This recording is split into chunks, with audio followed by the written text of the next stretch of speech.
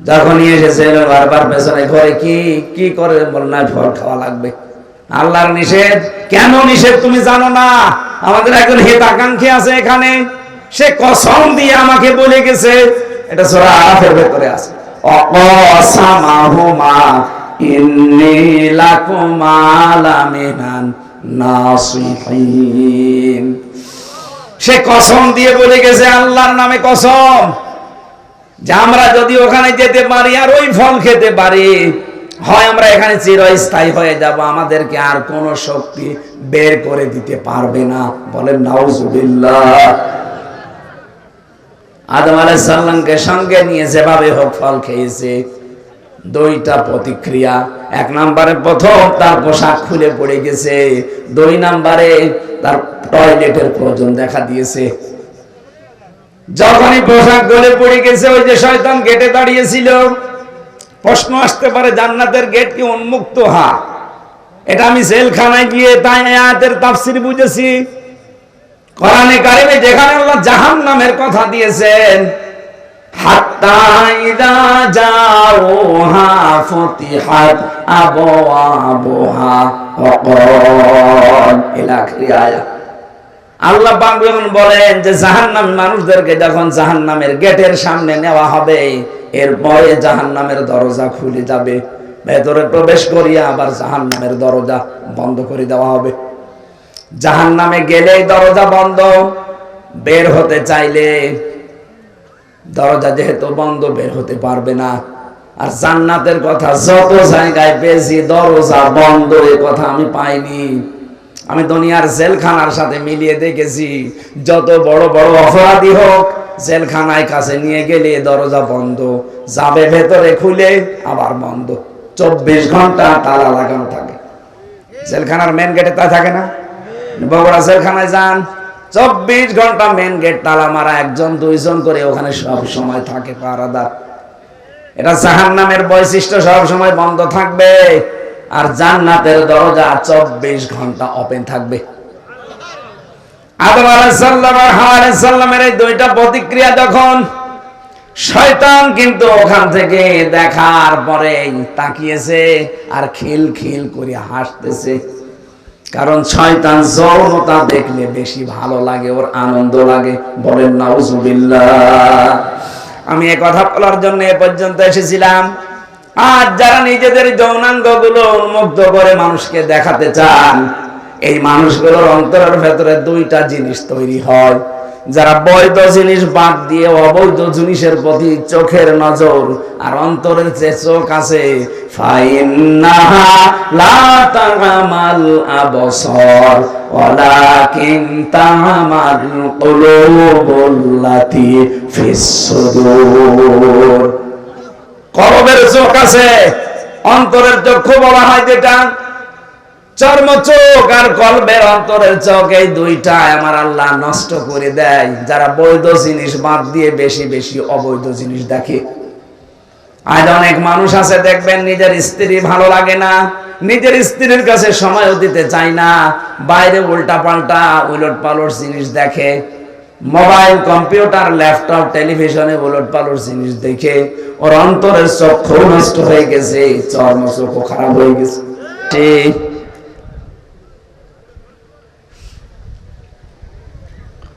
সূরা নূরের 30 নম্বর আয়াত আমার মনে হয় আল্লাহ দুইটা ঔষধ দিয়ে নাজিল করেছেন। যাদের নিজের স্ত্রী ভালো লাগে না, যাদের নিজের স্বামী ভালো লাগে না, পরপুরুষের প্রতি, পর নারীর প্রতি আকর্ষণ বেশি, নাকি বগুড়া এগুলো নেই? এগুলো যাদের বেশি, তাদের দুইটা ঔষধ বলছি, এখন থেকে কাজে লাগাবেন। আমি নিজে সহ যত পুরুষ মানুষ আজকে এসেছি, আরে ভাই দুনিয়াটাই আমাদের সব না, আমাদের আর একটা জগৎ আছে। কথা বলে না কেন? হিন্দুদের মতো তো বিশ্বাস আমরা করি না যে আর একবার জন্ম নেব না, একবারই শেষ। সুতরাং এখান থেকে যে কোনো কায়দায় চোখ বন্ধ হয়ে গেলে এই যে জীবন বিশাল শুরু হয়ে যাচ্ছে, আর শেষ নেই। ওখানে যে যেন আমরা কেউ ধরা না পড়ি।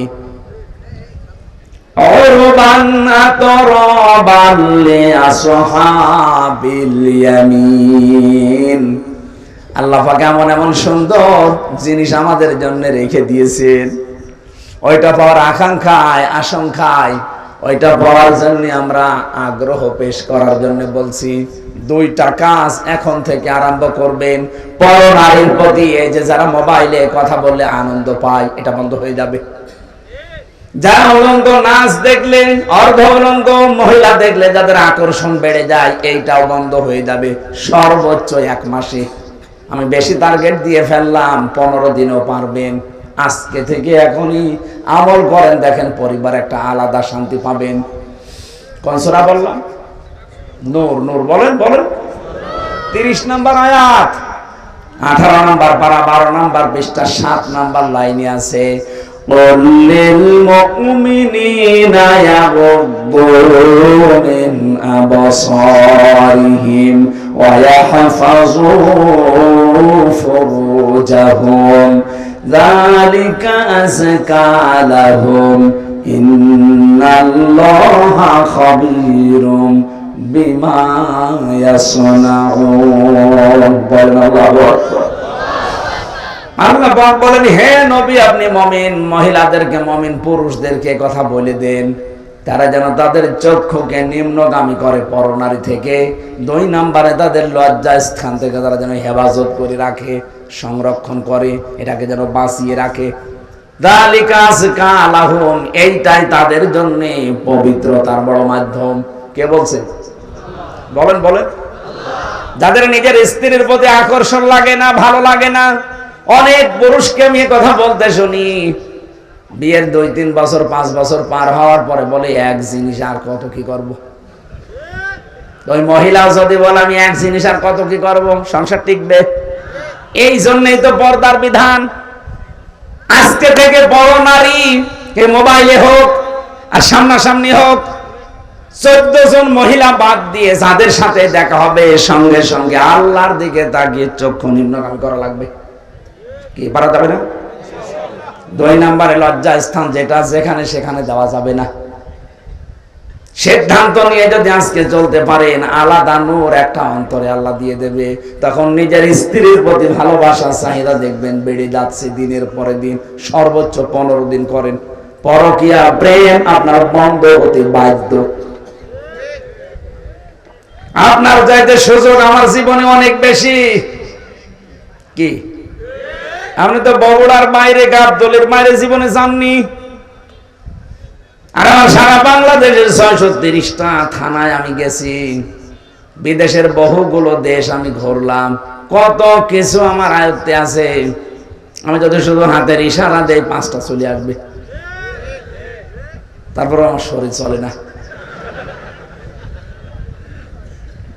এই আয়াতটা যেই দিন আমি বুঝেছি, বৈধ জিনিসের প্রতি যত বেশি ঝোঁক দিতে চান, তত বেশি হারাম জিনিসের প্রতি আপনি চোখ ফিরিয়ে রাখবেন। মন চাবে না তা না, মন চাবে।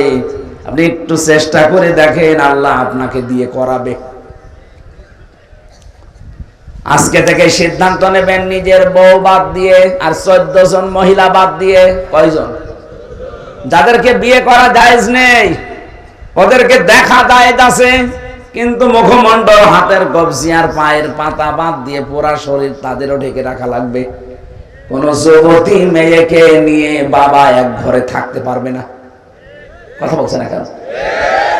হযরতে আবু বকরের মেয়ে হযরতে আয়েশা সিদ্দিকা, নবীজির স্ত্রী, 2 জন মা বাবার মেয়ে বসে বসে কথা বলছিল।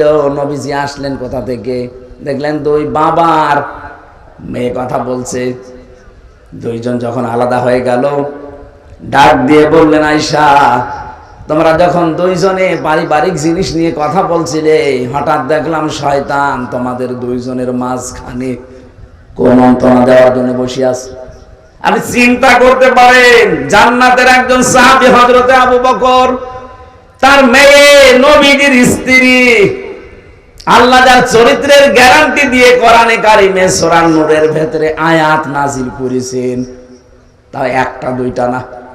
এরকম মানের একজন মহিলা তার বাবার কাছে বসে আছে। বাবা আমাদের মতো বাবা না, জান্নাতি বাবা। জান্নাতের প্রতিটি দরজা আবু বকরকে ডাকবে। এইরকম মানুষ, তার সাথে মেয়ে বসে গল্প করলে যদি শয়তান আসে মাঝখানে ধোঁকা দেওয়ার জন্য। আমরা শালি দুলাভাই এক জায়গায় সাংসারিক কথা বলি, কোন শয়তান নেই। অবশ্য ঠিক,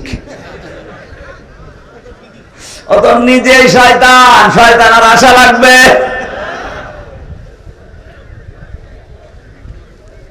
না, সাবধান থাকা লাগবে। এই ঔষধটা অ্যাপ্লাই করেন আজকে থেকে। নিষিদ্ধ জিনিস যেগুলো আছে, শুধু এই পরনারী না, মোবাইলে হোক, কম্পিউটারে হোক, বাইরে হোক, চক্ষু নিম্নগামী করে রাখবেন। দেখবেন আলাদা একটা জিনিস আল্লাহ মাস্ট বি দেবেই। 2 নম্বরে আমাদের যে লজ্জা স্থান আছে, নারীদের নারী, পুরুষের পুরুষটা, এটা ঠিক করে রাখা লাগবে। কিন্তু মনে মনে করেন আমার তো মন চাই। আরে মন চাই না কার? মানুষকে এই মন দিয়ে আল্লাহ বানিয়েছেন। এই মনটা কন্ট্রোল করতে যে পারে সেই পরীক্ষায় পাশ করে। আর আপনিও যদি ডোনাল্ড ট্রাম্পের মতো বাবা শাহজালাল সব হালাল, তাহলে আপনাকে জান্নাতে দেবে আল্লাহ কোন কারণে? কথা বলে না কেন? একজন খ্রিস্টান গোমেজ, মিস্টার গোমেজের জীবনী পড়ছিলাম, উনি আফসোস করে লিখেছে, মুসলমানেরা তোমাদের কোরআন কি দুনিয়ায় একটা? মুসলমানেরা জবাব দিচ্ছে, কি বলেন আপনি? তাম দুনিয়ায় 257টা রাষ্ট্র আছে, যেখানেই মুসলমান আছে সেখানে কোরআন আছে। কথা বলে না কেন? সবার কোরআন এক। মিস্টার গোমেজ একটা খ্রিস্টান, উনি বলছে, দেখেন আমি উপন্যাস পড়ার নাম করে কোরআনে কারিমের একটা তাফসীর পড়েছি, পুরাটা আমি সেখানে ডক্টরেট করা মানুষ, অনার্স মাস্টার্স করে, পিএইচডি করে, এমফিল করে, পিএইচডি করে একজন ডক্টর মানুষ সামনে, এটা আমি উপন্যাস মনে করে পুরা কোরআনের তাফসীর ইংরেজিতে পড়েছি। পড়ার পরে আমার মনে হয় বিশ্বে যে মুসলমান আমি দেখি, এর সাথে এই কোরআনের কোনো মিল নেই। আপনি মুসলমান দাবি করে আপনিও সুদের সাথে জড়িত, হিন্দু, খ্রিস্টান, বৌদ্ধ কোরআন মানে না, সেও সুদের সাথে জড়িত। পার্থক্যটা কই? প্র্যাকটিক্যাল লাইফে যদি কিছু বাস্তবতা পার্থক্য করে দেখাতে না পারেন, ওরে আপনাকে জাহান্নামী মনে হয়, আর আপনি সুদ খেয়েও নিজেকে জান্নাতি মনে হয়। আল্লাহ কি এরকম অবিচারক নাকি? প্রশ্ন আসতে পারে, আমি লা ইলাহা ইল্লাল্লাহ পড়েছি। আরে বেটা, লা ইলাহা ইল্লাল্লাহ নাকি হিন্দুর মুখস্থ আছে? কি কথা বলেন এখন? আমার দাদা মারা গেছে, জেলখানায় থাকতেন। উনি জীবিত অবস্থায় 18-19 সালে গল্পটা আমারে বলতেন, স্বাধীনতার সময় একটা লোক, হিন্দু মানুষ, পাকিস্তানের ওই বাহিনী তাকে ধরার পরে বলছে, তুই মুসলমান না অন্য জাতি? আমি মুসলমান। মুসলমান, তাহলে কালেমা বল। বলছে, লা ইলাহা ইল্লা আনতা সুবহানাকা ইন্নী কুনতু মিনাজ জালিমিন। দিয়েছে তুই চড়। ওই বেটা, কি কালেমা না মুসিবতের দোয়া? বলছে, ভাই কালেমা না মুসিবতের দোয়া জানি না, তবে আমিও মুসিবতে আছি। আমি কি কম মুসিবতে আছি? আমি এ ধর্মের লোক না, বাঁচার জন্য আমি কালেমা মনে করে পড়লাম। আমি অনেককে বলতে শুনি, বিপদে পড়লে তারা এটা পড়ে, আমি মনে করছি এটা মনে হয় বিপদের দোয়া। কালেমা না দোয়া আমি জানি না, আমি বেঁচে গেলেই হবে। যারা এই ধারণা করে আছেন যে কালেমা যখন পড়েছি জান্নাতে একদিন যাবই না, আমি প্রিন্সিপাল সাহেবকে বলছি, হযরতে আবু হুরায়রা কিন্তু এই হাদিসটা শোনার পরেই বলছিলেন, মান ক্বালা লা ইলাহা ইল্লাল্লাহ ফাদাখালাল জান্নাহ, যে ব্যক্তি লা ইলাহা ইল্লাল্লাহ পড়ে সে জান্নাতে চলে যায় না। হযরতে ওমর বলেছিলেন, হে নবী আপনি এই কথা বললেন? বলে, হ্যাঁ। কিভাবে বললেন? মাঝখানে আপনি ফা শব্দ দিলেন কেন? বিশ্ব নবী বলেন, ওমর এ ফায়ের ব্যাখ্যা আছে, আইয়ুহাযির মা হারামাল্লাহ। কোন মানুষ যদি কালেমা পড়ে আর হালালকে হালাল জেনে আঁকড়িয়ে ধরে, আর হারামকে হারাম জানার পরে ছেড়ে দেয়, শুধু ওই লোকটাই কালেমা পড়ে জান্নাতে যাবে।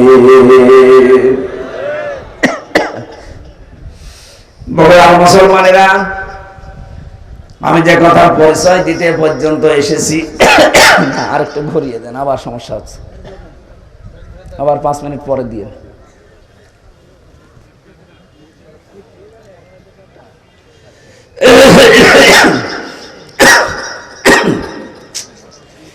না, এভাবে হবে না।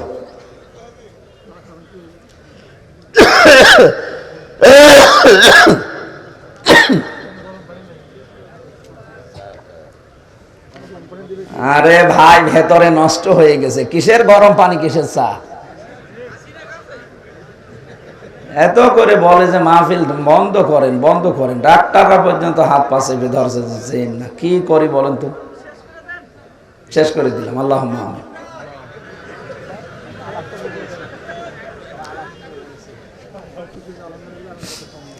সম্মানিত ভাইরা, আমি শয়তানের পরিচয় দিতে পর্যন্ত এসেছিলাম। শয়তান সব সময় যৌনতা ছড়াতে ভালোবাসে। তাহলে যৌনতা যারা ছড়ায় বেশি, অপচয় যারা করে বেশি, এই মানুষগুলো প্রকারান্তে শয়তান। কথা বলে না কেন? আল্লাহ এদের থেকে যেন আমাদের হেফাজত করে, বলেন আমিন। বিশ্বনবী মুহাম্মদ রাসূলুল্লাহ একটা মাত্র আওয়াজ তিনি দেবেন ওই উম্মতের জন্য, যে উম্মত হওয়ার জন্য তারা চেষ্টা চালিয়েছে। নবীজি বলেন, আমার উম্মত তো ওইটা, আমি দুনিয়া থেকে বিদায় নেওয়ার পরে আমার রেখে আসা ইসলাম যারা পুঙ্খানুপুঙ্খানুভাবে পালন করেছে, বেদাত প্রবেশ করায় নাই। বাংলাদেশের দিকে তাকিয়ে আমাদের আফসোস হয়, কিয়ামতের দিন নবীজি যখনই আত্মচিৎকার করবে তখন আমরা দাঁড়াতে পারবো না। কোন মুখে দাঁড়াবেন? কারণ তার রেখে যাওয়া ইসলাম আজ আমরা টুকরা টুকরা করে ফেলেছি। কথা বলেন ঠিক কিনা? আমি 51টা দলের পরিচয় পেলাম বাংলাদেশে, অথচ কোরআন এক, হাদিস এক, নবীজি এক, কাবা শরীফ এক। আমাদের যদি 53 দল শুধু নিজের ছোটখাটো মতবাদ নিয়ে ভাগ ভাগ হয়ে যাওয়া লাগে, তাহলে জেনারেল যারা আছে ওদের তো 151টা দল থাকা দরকার। আপনি খোঁজ করে দেখেন, 51টা আমি পেলাম আজকে। অবশ্য দুনিয়ার কোন স্বার্থ সিদ্ধির জন্য, নাম কামানোর জন্য আপনি এই দলটা বানিয়েছেন, না তো কোন কারণে বানালেন বলেন? আহলে হাদিসের ভেতরে 17টা দল। ইসলামপন্থী যারা, খেলাফত আন্দোলন, খেলাফত মজলিস মিলে প্রায় 7টা দল। সুন্নিয়াতের দাবি যারা করে, যারা বলে আমরা আশিকে রাসূল, এদের 27টা দল। আপনি মিলান, বাংলাদেশে যে যেই দলে আছে, মতে আছে, যে যেটা মানে, এক জায়গায় সব এক। একামতে দিনের বেলায় যে দিনে বাংলাদেশে দিন কায়েম করা লাগবে, এই জায়গায় যারা এক, তারা হচ্ছে জামাতে ইসলামী। এই দলের ভেতরে আমি কোনো পার্থক্যটা পাইনি। এদের তো লক্ষ লক্ষ কোটি কোটি ভক্ত এই দেশে, অনুসারী আছে, কিন্তু দল হিসাবে সব এক। কথা বলেন না কেন? বাকি যা আছে দেখবেন শুধু সভাপতি, সেক্রেটারি, একটা দল খুলে বসে আছে। সারা দেশে কেউ নেই, শুধু সভাপতি আর সেক্রেটারি। ঢাকায় কেন্দ্রীয় অফিসও নেই, বাড়ির ভেতরে ছাদের উপর একটা সিলিকুটি মানি বসে, এটা কেন্দ্রীয় অফিস। এই ভণ্ডামিগুলো যদি এখনো পর্যন্ত বাদ দিতে না পারেন, এখনো যদি দলাদলি করেন, দেখেন 50 বছরের ভেতরে জালেমরা আবার এদের চাষ করবে। আশা করছি আমার ইঙ্গিত আপনি বুঝেছেন। এটা রেকর্ড হচ্ছে, সারা দেশে যাবে। যাদের মাথার ভেতরে এটা ঢুকবে তারা যেন চিন্তা করেন আমার এই ছোট্ট কথাটা। শেষে কিন্তু সুযোগ হারিয়ে গেলে আর দোয়া করেও ফেরত আসবে না। সূরা মুমিনুন, এখান থেকে আমরা 2টা আয়াত পড়েছি। আজকের আলোচনাটা আমরা মানব জীবনকে কেন্দ্রীয় করে সাজিয়েছি। আল্লাহ পাক আমাদের একটা দুর্বল জায়গায় আঘাত দিয়ে স্মরণ করাচ্ছেন, ওয়ালাকাদ খলাকনাল ইনসানা মিন সুলালাতিন মিন তিন। অবশ্যই আমি আল্লাহ মানুষকে মাটির নির্যাস দিয়ে বানিয়েছি। আল্লাহ আমাদেরকে মাটি দিয়ে বানিয়েছে, মাটির নির্যাস দিয়ে বানিয়েছে। এ কথা বললেন কেন? আমরা অনেকেই আল্লাহকে ভুলে গেছি। এই দুর্বল জায়গাটা আঘাত দিয়ে আমরা যেন ফিরে আসি, প্রথম নম্বর কারণ এইটা। বাস্তবতা দেখি আমরা তো ফিরে আসি না, আমাদের বিদ্যা আরো বেড়ে যায়। আল্লাহ রাব্বুল আলামিন বলেন, হাল্লা তাআলা লিল ইনসানি হিনুম মিনাদ দাহরি লাম ইয়াকুন শাইআম মাযকুরা। ও মানুষ, তোমার জীবনে কি এমন সময় অতিবাহিত হয়নি যে সময় তুমি উল্লেখ করার মতো কিছু ছিলে না। তাফসীরে ফি জিলালিল কোরআন থেকে কয়েকটা তথ্য পেয়েছি, একটু মিলাবেন। মানুষের এই জায়গায় আল্লাহ কেন আঘাত দিলেন? আমরা যে মাটির তৈরি, তার তিনটা কারণ। এক নম্বরে আমাদের যিনি আদি পিতা হযরতে আদম এবং হাওয়া, এই দুইজনেই কিসের তৈরি? মাটির। বলেন বলেন। সন্তান যদি মাটির হয়, বাবা যদি মাটির হয়, সন্তানও মাটির হবে। বাবা যদি আগুনের হয়, সন্তানও আগুনের হবে। কথা বলেন ঠিক কিনা? দুই নম্বরে সব খাদ্য দুনিয়ায় মাটি থেকে উৎপন্ন হয়। এই জন্য এখান থেকে শিক্ষা যে আমরা মাটির তৈরি। পৃথিবীর এমন কোন খাবার নেই যার মূল মাটি না, মাটি থেকে সব। তিন নম্বরে মাটি থেকে খাবারের পরে খাবার তৈরি হয়, তৈরি হওয়ার পরে এটা দিয়ে বীর্য তৈরি হয়। বীর্য বাবার স্ফলিঙ্গ দিয়ে মায়ের রেহেমের ভেতরে প্রবেশ করে। মূল জিনিস কিন্তু মাটি। মূল কি?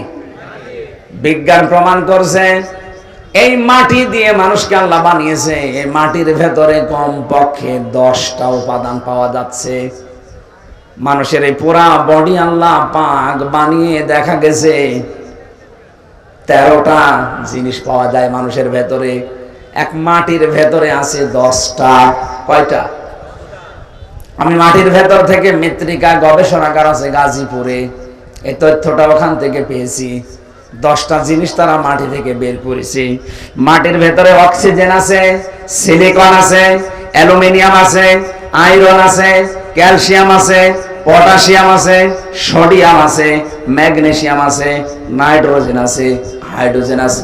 কয়টা? বলেন বলেন। এই 10টা জিনিস শুধু মাটির ভেতরে।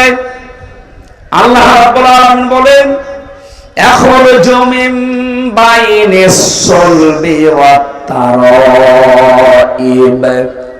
বাবার স্ফলিঙ্গ দিয়ে যেটা বের হয়ে মায়ের রেহেমে জমা হয়েছে, এখানে সলবন 1 বচন, তারাইব বহু বচন। সলবন আল্লাহ 1 বচন দিলেন কেন?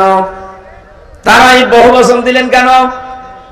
সলবন বলা হয় বাবার লজ্জাস্থানকে, তারাইব বলা হয় মায়ের লজ্জাস্থানকে।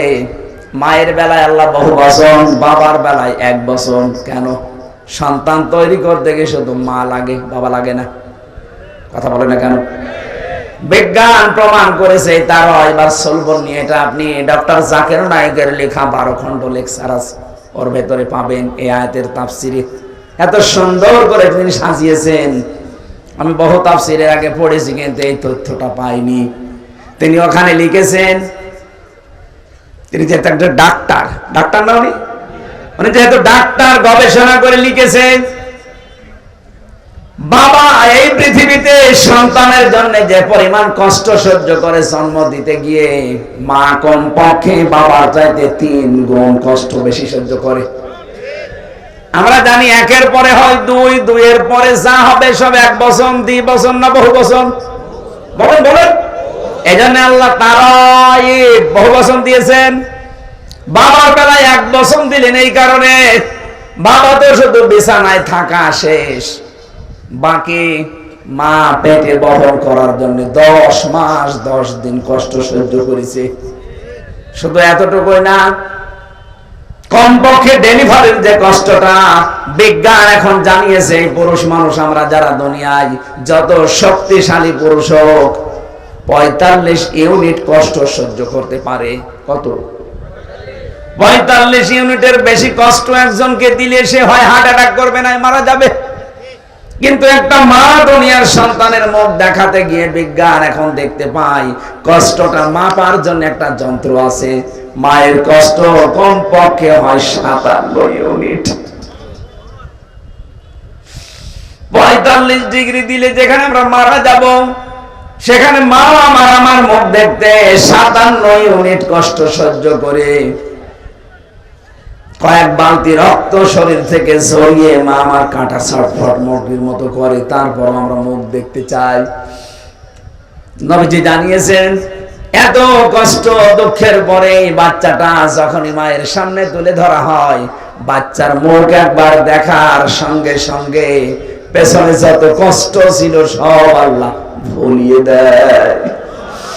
এই কষ্ট যদি মায়ের মনে রাখার মতো হতো, জীবনে কোন মানুষ একটা সন্তান নেওয়ার পরে আর কোনোদিন স্বামীর সাথে মিলামিশা করতো না।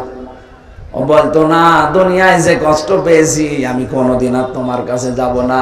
ওই সন্তানের মুখটা দেখার সঙ্গে সঙ্গে পেছনের যত কষ্ট ছিল আল্লাহ সব ভুলিয়ে দিয়েছে। এতটুকু শেষ করেননি, 2 বছর পর্যন্ত আপনাকে দুধ খাওয়িয়েছে। কয় বছর? আরো জোরে বলেন। বিজ্ঞান প্রমাণ করছে দুধ খাওয়ানো এটা মায়ের কমপক্ষে দিনে রাতে মিলে 24 ঘন্টায় একটা সন্তান মায়ের স্তন পান করে থাকে 8 বার। কয়বার? 7-8 বার পান করাই লাগে 24 ঘন্টায়। আপনি হিসাব করে দেখেন, তারও বেশি হয়। উপরেরটা নিচেরটা বাদ দিয়ে মাঝেরটা বিজ্ঞান প্রমাণ করেছে 8 বারও যদি হয়, একবারে যদি 1 পোয়া করে দুধ চুষতে থাকে, 8 বারে কমপক্ষে 2 কেজি দুধ খায়। কত? 2 কেজি করে দুধ আমি আপনি সবাই খেয়েছি মায়ের স্তন থেকে। একদিন 2 দিন না, 2 বছর। কত? বলেন বলেন।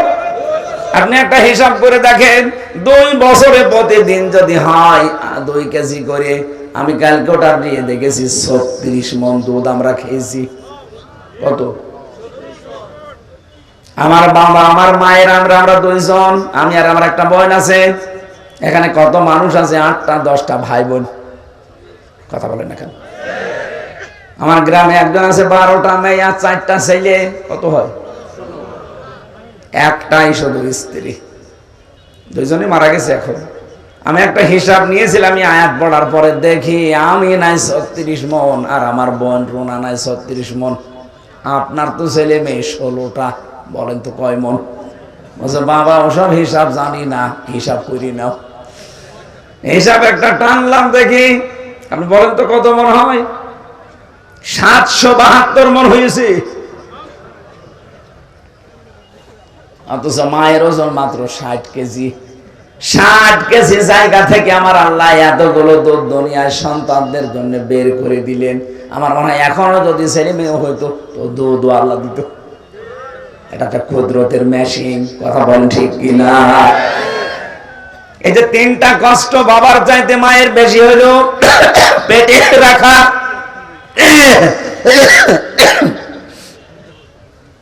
শুধু পেটে রাখা না, ডেলিভারির কষ্ট সহ্য করা, আর দুনিয়ার মুখ দেখানোর পরে 2 বছর দুধ খাওয়ানো। নবীজি জানিয়েছেন পৃথিবীর মানুষেরা, তোমাদের কাছে বাবার তুলনায় মায়ের গুণ আমি 3 গুণ বৃদ্ধি করে দিয়েছি এই তারাইবের জন্য। জোরে বলেন সুবহানাল্লাহ। মানুষ যখন এই বীর্যটা মায়ের রেহেমের ভেতরে যেতে থাকে, বিজ্ঞান এখন দেখতে পাচ্ছে কমপক্ষে 1 ফোঁটা বীর্য দিয়ে 40,000 আদম বানানো যায়। কত হাজার? বলেন বলেন। এই 40,000 একবারে মায়ের পেট থেকে আসতে পারতো, কিন্তু মায়ের পেটে জায়গা নেই। বাবার এই স্ফুলিঙ্গ দিয়ে যখন বের হয়ে যায়, এখান থেকে মায়ের ওই জরায়ু পর্যন্ত যে নাপাক পানির থলিটা আছে, রেহেম বলা হয়, এখানে যেতে যেতে দেওয়ালের সাথে ধাক্কা লাগে, কেউ পড়ে যায়, কেউ মরে যায়। আমার তো জীবনের প্রতিযোগিতা শুরু হয়েছে সেই জন্ম থেকে, অথচ আজ আমরা প্রতিযোগিতায় হেরে যাই। কত স্ট্রাগল করে, কত কষ্ট স্বীকার করে প্রতিযোগিতা করে ওই জায়গায় গেছি আমি। তারপরে হামসা আমি দুনিয়ায় আসলাম। আমার কত ভাই বোন ছিল, তারা পড়ে মরে গেছে। কথা বলেন না কেন? তাহলে আমাকে সিদ্ধান্ত নেওয়া লাগবে আমার মঞ্জিলে মকসুদ পর্যন্ত, আসল যেটা আমার জায়গা, এখানে নাই দুনিয়া আসার জন্য মায়ের রেহেম, আর আমার জান্নাতে যাওয়ার জন্য আমার জীবনের শেষ দিন এ পর্যন্ত আমাকে লড়াই করে যেতেই হবে। ওয়াবুদ রাব্বাকা হাত্তা ইয়াতিয়াকাল ইয়াকিন। হামজা, ইবাদত বন্দেগী করো ওই পর্যন্ত, যতদিন পর্যন্ত তোমার মরণ না আসে। তার মানে আমার মরণ আসা পর্যন্ত আমার এই সব সময় স্ট্রাগল করে দেওয়া লাগবে, কষ্ট স্বীকার করা লাগবে, প্রতিযোগিতা করা লাগবে। লাকাদ খালাকনাল ইনসানা ফি কাবাদ। আমি মানুষকে বানিয়েছি এই কষ্টের পরে কষ্ট সহ্য করে। এ মানুষ যখন কষ্ট সহ্য করবে, 40 দিন পরে পরে আমার আল্লাহ এটা পাল্টাতে থাকবেন। আল্লাহ রাব্বুল আলামিন বলেন সুম্মা খালাকনান নুতফাতা আলাকাতান ফাখালাকনাল আলাকাতা মুদগাতান ফাখালাকনাল মুদগাতা ইযামা ফাকাসাউনাল ইযামা লাহমা সুম্মা আনশাআনাহু খালকান আখার ফাতাবারাকাল্লাহু আহসানুল খালিকিন। বলেন আল্লাহু আকবার। একটু নিজের জীবনের দিকে তাকান, আপনি সেজদা দিতে বাধ্য হবেন আল্লাহকে। জড় নাস্তিক হোক, মানি না তোর আল্লাহকে, এই কথা যারা বলে তারা আয়াত পড়ার পরে নত হতে বাধ্য, যদি বুঝে থাকে।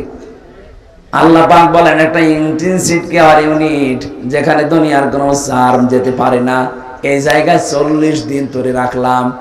এরপরে আমি নতফা থেকে ধরে আমি আলাক বানালাম, এরপরে আলাক থেকে তোকে আমি মদগা বানালাম, এরপরে মদগা থেকে চামড়া দিয়ে গোশত দিয়ে এটা আমি ঢেকে দিলাম।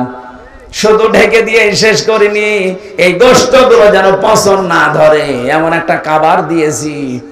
এই কাবার যাকে দিয়েছি ওইটাই ফাইনাল।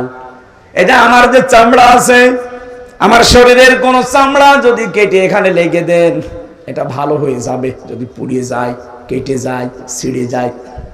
আমার আর চামড়া প্রিন্সিপালের এক না, দেখতে এক হলেও আমার শরীরের ভেতরে ৯৭৬৮ প্রকার চামড়া আল্লাহ দিয়ে রেখেছেন। কিন্তু এক একটা জায়গার চামড়া এক এক রকম। এই হাতের তালুতে যে চামড়া আছে এইটা যদি উপরে দিত জীবনেও কোনো কিছু ধরে আপনি আটকিয়ে রাখতে পারতেন না। কথা বলেন ঠিক কিনা? দুইটা জায়গার চামড়া আল্লাহ পুরো আলাদা করে দিয়েছেন, লজ্জা স্থানের আর জহ্বার। এত এত চামড়া দিলেন শরীরের ভেতরে গোশতগুলো সংরক্ষণ করার জন্য। আল্লাহ পাক বলেন মানুষের ভেতরে আমি হাড্ডি দিয়েছি ৩৬০টা জোড়া দিয়েছি। নবীজি বলেন তোমরা প্রতিদিন এই জোড়া আছে আল্লাহ দিলেন ৩৬০টা সাদগা দান করবা, তাহলে এই জোড়ার হক আদায় হবে। সাহাবেরা বলে হুজুর আমরা গরিব মানুষ, টাকা পয়সা। বিশ্বনবী বলেন দুইটা কাজ করতে পারলে এই হাড়ের সাদগা আদায় হয়ে যাবে জয়েন্টের। মসজিদের ভেতরে যদি কোনো ময়লা দেখো নিজের দায়িত্বে তুলে ফেলে দিবা। ২ নম্বরে দস্তরখানা বিছিয়ে খাবার খাবা, যদি খাবার পড়ে যায় ওই খাবার তুলে খাবা। অথচ এই দুইটা আমলের একটাও আমরা ধনী মানুষরা করতে চাই না। বলি এই আবার কাজ হইল। মসজিদের ময়লা পরিষ্কার করার জন্য ইমাম আছে, খাদেম আছে, মুয়াজ্জিন আছে, ওরা আমি লাট সাহেব, আরে ভাই আপনার এই হাড়ের এই যে ৩৬০টা জোড়া দেওয়া আছে, জোড়ার সাদগা দেবে আপনার কোন বাবা? এটা সাদগা দুনিয়া আদায় করা জায়গা, এটা করে যাবেন। মসজিদে প্রবেশ করলে এটা আপনার দায়িত্ব হয়ে পড়ে। কথা বলেন ঠিক কিনা? একটা খড়কোটা পড়ে আছে, থুতু পড়ে আছে, কপ পড়ে আছে, পরিষ্কার করে দিন। দস্তরখানা বিছিয়ে খাবার খাওয়ার অভ্যাস করেন। আল্লাহ রাব্বুল আলামিন বলেন প্রত্যেক জায়গায় যে জোড়া দিয়েছি সব জোড়া আবার এক না, প্রত্যেকটা হাড় আলাদা আলাদা মাপ। এক এক জায়গার হাড় এক এক রকম। হাড়ের ভেতরে আবার গিরো দিয়েছি, যদি হাড় সোজাসুজি করে দিতাম জীবনও কিছু ধরতে পারতে না। এই যে গিরোগুলো দিয়েছি প্রত্যেকটা আঙ্গুলে জয়েন্টে, এগুলো আবার নাট সিস্টেম করে দেয়নি যে খুলে রেখে দেবা তাহলে চুরি হয়ে যেত। এমন সিস্টেম করে দিয়েছি নিজের ভেতরেই থাকবে, শার্টও করতে পারো, জমাও করতে পারো। কথা বলেন ঠিক? আল্লাহ পাক বলেন এই যে আস্তে আস্তে ৩৪০-এর পরে যখন তোর ভেতরে খাবারের উদ্রেক দেখা যায়, মায়ের মাসিক অসুখ বন্ধ করে নাভির সাথে নাভির তার জড়িয়ে আমি খাবারের ব্যবস্থা করি। এতটুকু শেষ হয়নি, ৬ মাস হবার পরে এখন ৩টা জিনিস তার লাগবে, মাস্ট বি। একটা হচ্ছে শ্রবণ শক্তি, একটা হচ্ছে দর্শন শক্তি, আর একটা বাক শক্তি। এই 3টা জিনিস আমি আল্লাহ নিজের পক্ষ থেকে দান করি। ওদিকে মাটির উপাদানের ভেতরে আছে 10টা। কয় বললাম না? যত মানুষ এখানে বসে আছে স্টেজের দিকে তাকান, এদের একটার মাকেও তো সিজার করা লাগে নাই। এরা কে আসে নাই দুনিয়ায়, একে আকাশ থেকে পড়িস। এরাও তো মানুষ, আমরাও তো মানুষ। আমরা যদি আসতে পারি মায়ের পেট থেকে, তো ওরা পারবে না কোন কারণে? অধিকাংশ গুলো পারে না। আমি যা দেখি শ্বশুর শাশুড়ির কারণে। ওরা বলে না, আমার জাদুর কষ্ট হবে। তো জাদুর কষ্ট হবে, ওই কাজ করে দিলে সারা জীবন যে সংসারের অযোগ্য হয়ে পড়বে, তখন জামাইয়ের কথা শুনতে শুনতে বাকিটা আর বললাম না। এটা বলে মানে আর একটা বিয়ে করতে যাবে না, আমার মেয়ের আর একটা বিয়ে করবে মানে তার মেয়ে তো নষ্ট করে ফেলেছিস। আল্লাহ রাব্বুল আলামিন বলেন, একটা আলাদা আকৃতি তোমাকে দেওয়ার পর এই দুনিয়াতে আমি নিয়ে আসলাম। কত উত্তম সৃষ্টিকারী আমি আল্লাহ, তুমি লক্ষ্য করেছো? কেন এই বিশাল জায়গা দিয়ে দুনিয়ার ময়দানে বিশালত্ব একটা বিশাল পৃথিবীতে তোমারে রাখলাম কেন জানো? আমি চাই দুনিয়ায় কিছুদিন ঘোরাফেরা করার মাধ্যমে একটা পরীক্ষা দিয়ে আসো। আল্লাযী খালাকাল মাউতা ওয়াল হায়াতা লিয়াবলুয়াকুম আইয়ুকুম আহসানু আমালা। আমি চাই তোমরা একটা পরীক্ষা দিয়ে আমার কাছে আসো, ভালো কাজ কে করতে পারো। সুম্মা ইন্নাকুম বাদা যালিকা লামাইয়িতুন। এরপরে আমি তোমাদেরকে মওত দেব। কি দেব? এইটাই দুনিয়ার ফাইনাল খেলা, মরতেই হবে। ও বগুড়াবাসী, আল্লাহ এই জন্য আয়াত শুরু করেছেন আল্লাযী খালাকাল মাউতা দিয়ে, যে মওত বানিয়েছে আগে, এরপরে ওয়ালা হায়াতা, হায়াত বানিয়েছে। আমি সবাই আয়াত থেকে শিক্ষা নিতে চাই। মরাই যখন লাগবে, দুনিয়ায় যে যাই করি না কেন, করছি না কেন, আমার যে আসল টার্গেট জান্নাত, মরা যেহেতু লাগবেই লাগবে, আগে ওই টার্গেটটা ফুলফিল করি। কথা বলেন ঠিক কিনা? এই কথাটা শেষ। এখানে যত মানুষ বসে আছি, 100 বছর পরে এখানে আর কেউ থাকবো? বলেন বলেন। যত মানুষ এখানে আছে, যদি কিয়ামাতি তুবাসুন, এরপরে আবার তোকে আমার সামনে হাজির করব, আমার সামনে 5টা প্রশ্ন তোকে জিজ্ঞাসা করব। ওই 5টা প্রশ্নের সঠিক জবাব দিতে হলে দুনিয়ায় তোকে 3টা কাজে আনন্দ পাওয়া লাগবে। 1 নম্বরে কেউ যদি ইমানের স্বাদ পেতে চায়, সে যেন তার রবকে রব পেয়ে খুশি থাকে। 2 নম্বরে সে যেন ইসলামকে জীবন ব্যবস্থা পেয়ে খুশি থাকে। 3 নম্বরে সে যেন মুহাম্মদ রাসূলুল্লাহ বাদ দিয়ে অন্য কাউকে আদর্শ না মানে। ফেরাউনের কথাটা আমরা সবাই জানি, ও যখন মারা যায় ওই সময় কিন্তু বলেছে আন্নাহু লা ইলাহা ইল্লাল্লাযী আমানাত বিহি বানু ইসরাঈল। হে আল্লাহ, আমি তোমাকে বিশ্বাস করি। কেমন করে? বনি ইসরাঈলরা যেভাবে তোমারে বিশ্বাস করে, ঈমান আনে, আমি ওইরকম বিশ্বাস করি। ওয়া আনা মিনাল মুসলিমিন, আমি তো মুসলমান। এরপরও তোমার ফেরেশতারা আমারে পানিতে চোবায়, আবার উপরে তোলে। আল্লাহ বলেছিলেন আল আন, এখন। আমি আয়াতের তাফসিরে 2টা শিক্ষা পেয়েছি, খুব খেয়াল করবেন। ফেরাউন কেন পোলা কালেমা পড়তে পারলো না? ও কিন্তু আল্লাহর একাত্মবাদের ঘোষণা দিয়েছিল। কি কথা? একদিকে নবী, আর একদিকে ফেরাউন আল্লাহর একাত্মবাদের ঘোষণা দিয়েছে, কিন্তু রিসালাতের ঘোষণা দেয়নি। ও যদি বলতে মূসা কালিমুল্লাহ, আল্লাহরে মাফ করে দিত। কিন্তু আল্লাহর একাত্মবাদের ঘোষণা দিয়েছে, রিসালাতের ঘোষণা দেয়নি, এজন্য ঈমান নসিব হয়নি। আজ বাংলাদেশের বগুড়াতে বহু মানুষ এখানে বসে আছে, বলে আমি আল্লাহকে মানি। কি করে? নামাজ পড়ি, রোজা রাখি, দান করি, জিকির করি। এই বলেন তো, নামাজ পড়া, জিকির করা, দান করা, হজ করা, রোজা রাখা, এই হুকুমগুলো কার?